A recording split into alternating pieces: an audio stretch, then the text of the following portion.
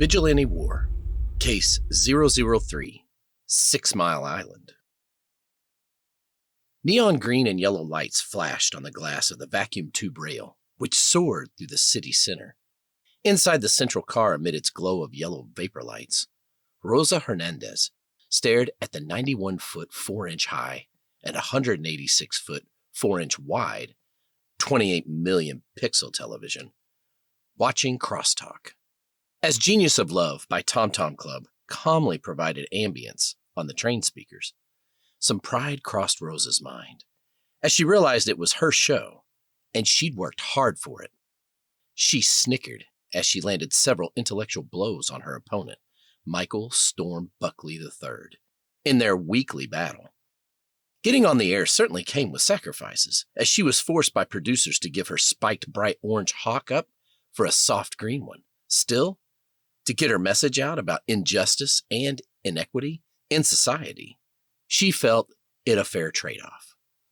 Work on the episodes was not as easy as some would think. She'd done her homework and knew the issues. Her debate style was a mix of intellect and emotion, while her partner was more one of triggering her and going on rants. She held her own, and then some in more of the debates, but occasionally she lost some ground. She gazed at the mistake she had already made, as the show was previously taped, and cringed, knowing it was coming. "Maybe you should check your privilege on that one," she told Michael. She had used the line before, and the first rule of multiple debates is never to use the same line twice. The reason is simple. After the debates are over, people tend to think of their strong points and how they could have answered. Repeating a line, well, it was like lobbing a slow ball in baseball. One time could catch the opponent off guard, but they would swear to never let it happen again. After a soft sigh, Michael curled back as a small smile crossed his face, and he pounced. "I did check my privilege," he dangled, "and that is why I'm angry. My privilege is to have paid from a third to half my money to the government, state, local, and federal for over the 17 years of my work life now, and I am privileged to have to pay that amount for the rest of my damn life. Why? So some H-squid addicts can get housing first. Maybe the addicts should check their decision-making, or better yet, social good hearts should drop these inane policies. Hell, punk rock queen, when I was struggling to make rent, pay my bills, no one was rushing in for me to get free housing. So I can neglect my kids and shoot some more H-squid. I can see why the people are mass killing the dealers in what the media has dubbed the Vigilante War. They keep trying to replace the culture, but maybe it just doesn't need replacement." Score 1 point for him. She knew the round did not go well. Her eyes glittered, but she had a return volley. "No one is replacing culture. You really misuse the word. Culture is products of a society, its arts and music. It is the practices of the culture that need to be replaced, and they are replaced all the time. We don't ride in carriages and upgrade our horse saddles. We change practices so society advances. Besides, I think you are most interested in getting rid of some of the structural problems that weigh on people's necks, so they could climb and pay more in taxes, and then you would not have to." "Maybe we just want respect for what we have done," he insisted. "Maybe you should try giving respect to others first, and they will respect you." She was getting started, but the time for the show was up. In her ear, she heard Steve Smith say, "Start wrapping up." With a practiced sigh, Rosa started her normal ending, but Michael cut in. "I wanted to say there is one privilege I have that I have not mentioned." What the hell was he doing? Rosa thought. The rules were good, and, in the end, the battle was over. He needed to stick to that. It was part of the structure that made them both have trust in the show. She went to interrupt. "I have had the privilege of being married to the most incredible woman I have ever met for the last 10 years. She has stuck through my rigidness and has brought joy to my life. Thank you, Rosa. And to our viewers, I am happy to say, we are getting a much-needed anniversary vacation together this weekend. Rosa felt a tear fill in her eye. Quickly, she wiped it with her left index finger before it took down her mascara. She always wiped with the left hand because the right one was bionic, and she did not like how it felt on her skin. I am looking forward to the time away as well, she offered. Back in the tube, she placed her hand on his dark, black parted hair. She stroked it softly. He could be very rigid, and indeed, even pig-headed, but her life would be empty without him. In 2 hours, they would be at 6 Mile Island, a smart island designed for both safety and comfort. The computer system management would ensure that their refrigerators were full and their walking in the streets was safe. The cost for their resort suite was just a little over their budget, but it was well worth it. Slowly, Rosa kissed his forehead. 3 hours later, Lieutenant Schaefer sat pondering the fire his team had squelched.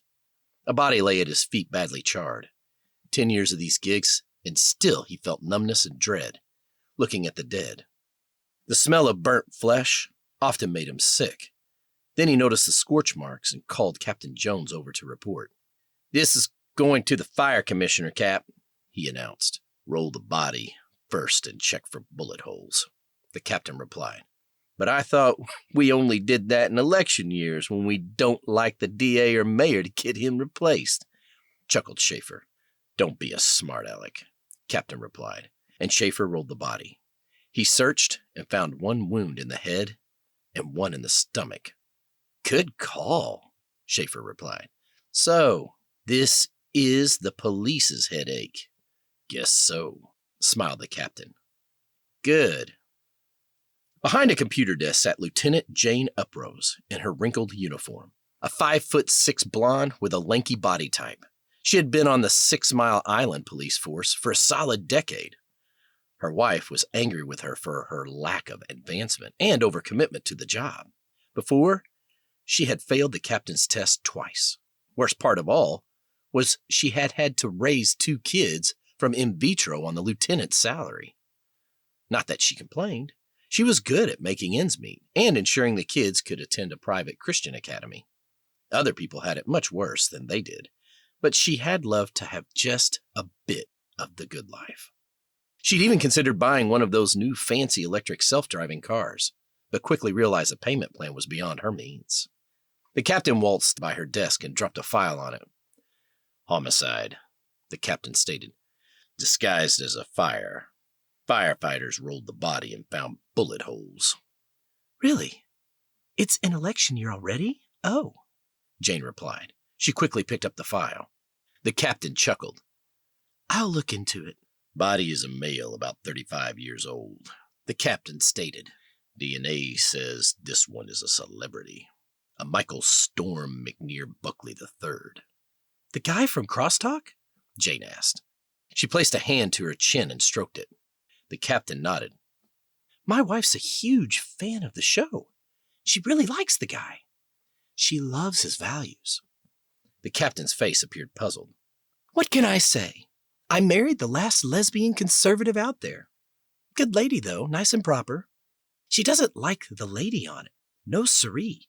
You know his wife, Rosa? I always say she seems like a nice lady, but my Karen, she barks and says, no way that woman is always trying to start trouble." "Well then," the captain informed, "she'll be incredibly pleased when you catch his killer." His voice contained a bit of a bark to it. Grabbing her black leather Prada suit jacket, she stepped from her desk. "On it! Right away, Captain. I'll check the security camera footage in the neighborhood and see what it turns up." Scared and alone, Rosa crouched in a dark alley. Rain poured from the heavens. Heaving and crying, her mind rolled. She needed to find the police and get protection. This was horrible. Michael is dead and... Michael is dead. Oh God, she thought. The weight of it crushed her spirit. Her husband was killed right in front of her. Her world had ended. Why? Who could have done this? Was it just an attic they walked in on? Why were there two of them? She had the film on her cell when they walked in. Maybe the police will know the murderers, she thought. Hyperventilating, she tried to calm her nerves.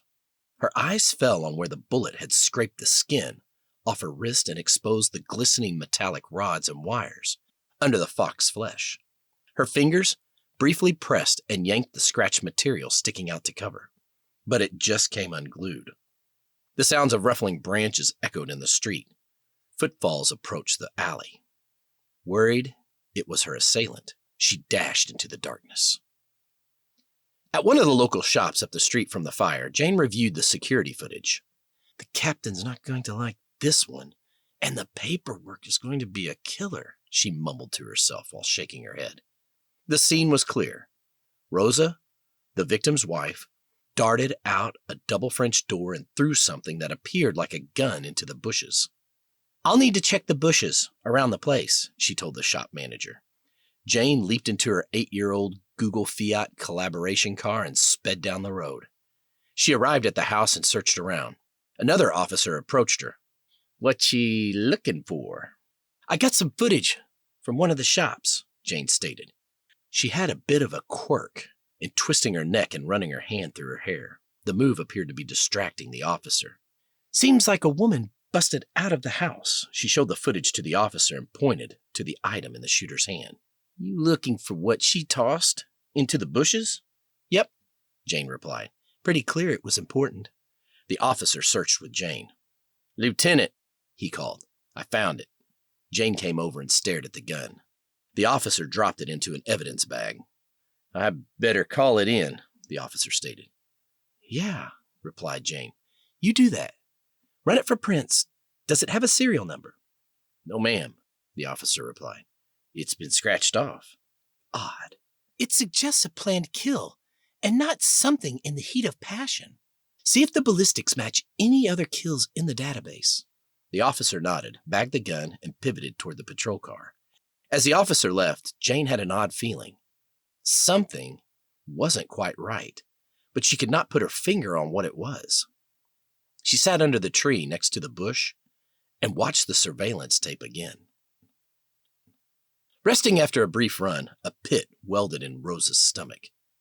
This was horrible. Her husband was dead. He was her whole life. She reached down to her phone to play the video for the 4th time.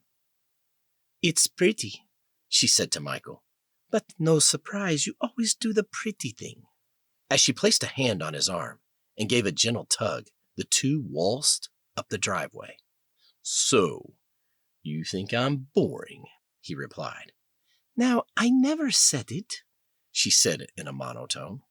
You just wait until we get back next week, he stated. I got the scoop of the century on this Atlanta Vigilante War. I mean, riots breaking out across the world, people taking the law into their own hands. Even got a first-hand witness named Margaret. She's ready to go on the record. Lots of witnesses, replied Rosa. They reached the door, and he placed the key in the lock. Not like this, he stated. She has the whole story.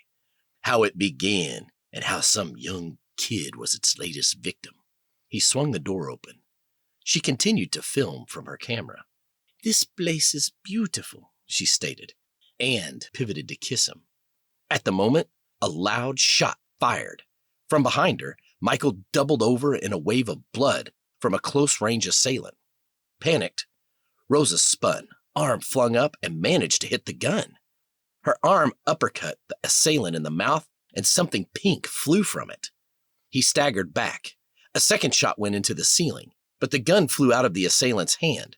Rosa dove and caught it before it hit the ground. She fired, and the bullet struck her husband's murderer right in the chest. Blood spewed from his mouth. Several other shots fired around her. She rushed toward the glass back doors and broke through them on a dead run. Another shot fired behind her, and she flinched. The gun slipped from her hand, and it flew into the bushes. She darted into the night, sobbing again. She stopped the tape. I need to get this to the police, she thought, and marched out into the back street. Watching the tape again, Jane felt a small smile creep across her face. She thought she figured it out. On review, it appeared the gun flew from the woman's hand. As she enhanced the video and zoomed closer, she caught the reason. The woman was startled and flinched. But why? She zoomed closer and replayed the tape. Her eyes widened.